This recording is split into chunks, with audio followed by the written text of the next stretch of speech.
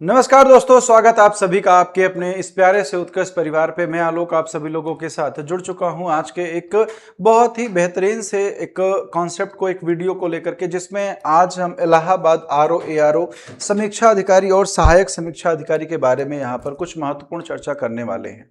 तो सबसे पहले हम यहां पर आज आपको बताने वाले हैं कि एग्जाम कब होगा, इसके लिए हमारी स्ट्रेटजी क्या होनी चाहिए, बाकी चीजें। लेकिन उसके पहले सबसे ज्यादा जरूरी हो जाता है कि जो पिछले बार वैकेंसीज आई उनका क्या रहा। ठीक है, तो अगर हम बात करें सबसे पहले, तो विज्ञापन जो जारी हुआ था लास्ट टाइम 2021 में और 2022 में इसका एग्जाम हो गया था। टोटल अगर हम बात करें तो 396 जो पद थे वो थे, और जो आवेदन था उसमें लगभग 2.5 से 3 लाख लोगों ने आवेदन किया था। उसके बाद फिर 2016 में, उसके भी पहले जाएंगे तो लगभग 400 लोग, मतलब 400 वैकेंसीज थी और 2.5 लाख से 3 लाख अभ्यर्थियों ने आवेदन किया था। तो आपको एक चीज समझ में आ रही होगी कि पदों की संख्या भले ही घट बढ़ जाए, है ना, पदों की संख्या जो भी हो, यहाँ पर जो क्या बोलते हैं, लोगों का अप्लाई करने का एक संख्या है, जो नंबर ऑफ कैंडिडेट्स है वो कितनी है, वो लगभग 3 लाख के आसपास है। तो अगर हम इस बार कंपटीशन को थोड़ा सा ज्यादा मान करके, हाई मान करके भी चलते हैं, तो हम देखेंगे कि जो संख्या है वो लगभग कितनी हो जाएगी, वो लगभग 4.5 लाख जो फॉर्म है वो पड़ने वाले हैं। लेकिन उसके लिए अभी कुछ चीजें जानना ज्यादा जरूरी है। ठीक है, तो सबसे पहले अगर हम इंपॉर्टेंट डेट्स की बात करें तो आधिकारिक वेबसाइट आपको दी गई है। आप यूपी का जो हाई कोर्ट का वेबसाइट है वहां पर जा करके इसको अप्लाई कर सकते हैं। ठीक है, आरओ के 138 हैं, एआरओ के आपके 380 हैं और कंप्यूटर सहायक के 25 पद हैं।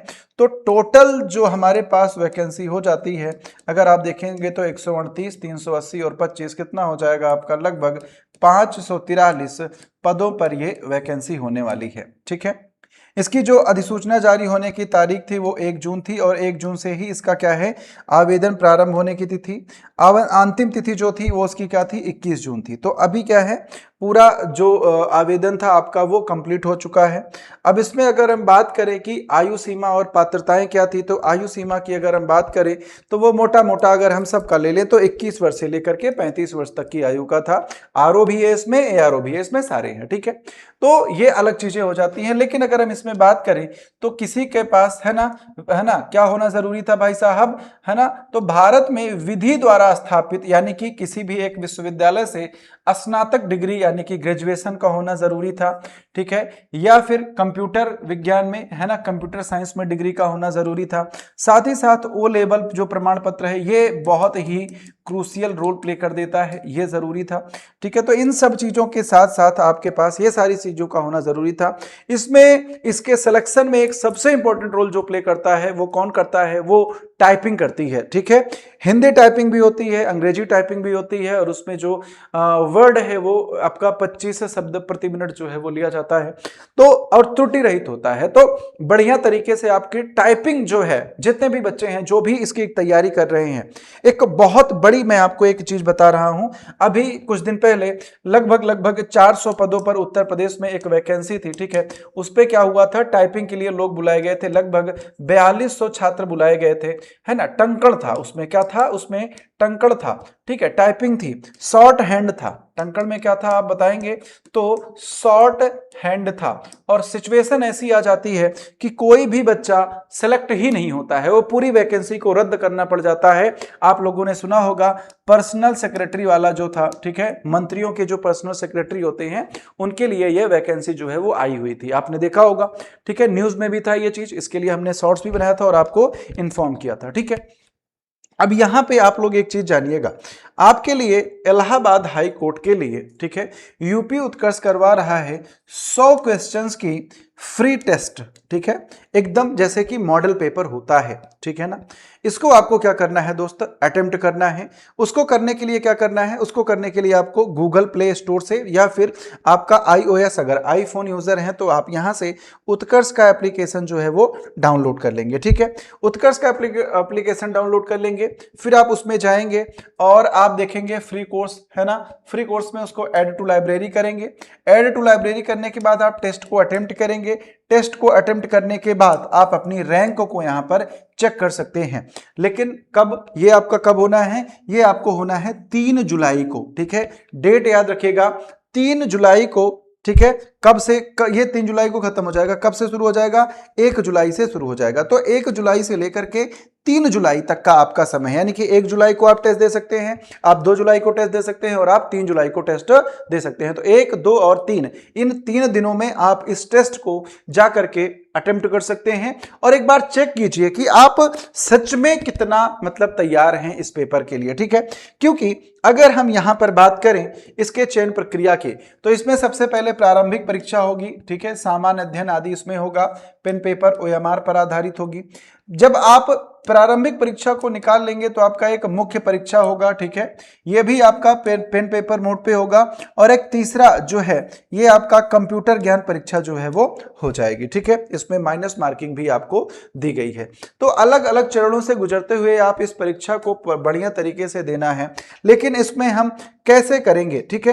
तो यहां पर आपके लिए अब मैं कुछ और चीजें आपको बताने वाला हूं, उसको आप ध्यान से सुनिएगा, ठीक है ना, ध्यान से सुनिएगा।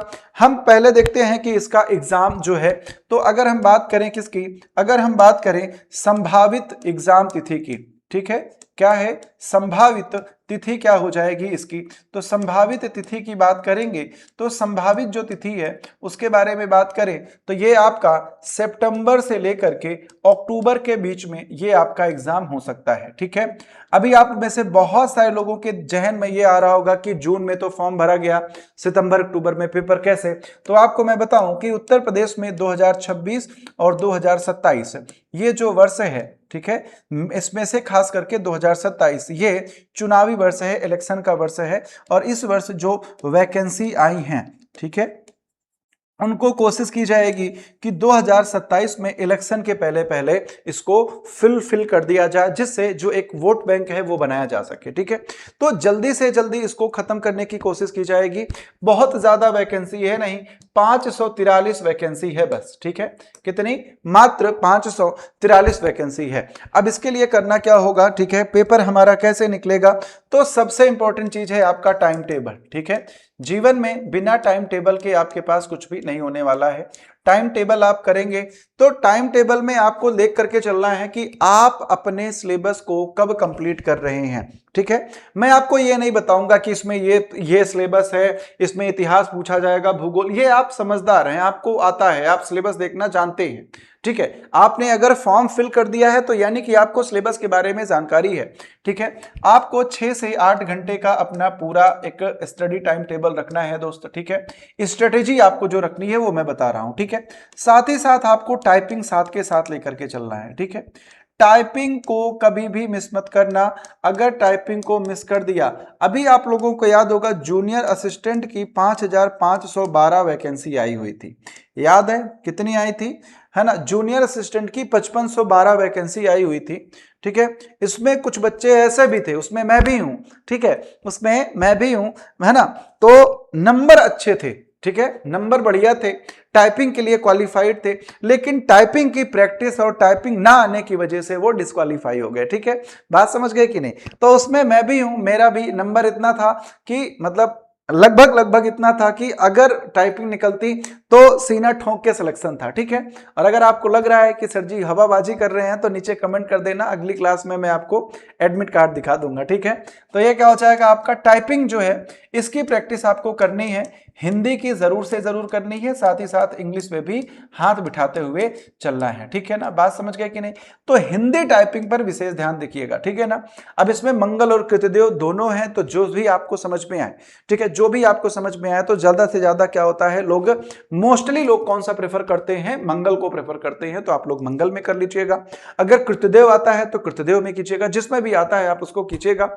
बाकी यहां पर क्या है, एक तीसरी चीज हो जाती है आपका मॉक टेस्ट, ठीक है, क्या हो जाएगा, मॉक टेस्ट हो जाएगा। Mock test is the most important, ठीक है, मॉक टेस्ट आपको लगाना है। तो मॉक टेस्ट के लिए मैंने आपको बता दिया है, यहां पर यूपी उत्कर्ष जो है वो आपको 100 क्वेश्चंस का मॉक टेस्ट जो है वो है, इसके एप्लीकेशन पर ये आपको मिल जाएगा, ठीक है ना। तो इन चीजों को करते हुए आप इसको आगे बढ़ा सकते हैं, ठीक है। अगर आपको अपनी तैयारी को और आगे लेकर के जाना है और अच्छा करना है तो उत्कर्ष के साथ आप Allahabad high court RO batch का जो स्टेज 1 है, ठीक है, इसके लिए आप आ सकते हैं। ठीक है, तो इसमें आप देखेंगे जो स्टार्ट डेट है वो इसकी 7 जुलाई है। 7 जुलाई से इस बैच में जो कोर्स है वो स्टार्ट हो जाएगा।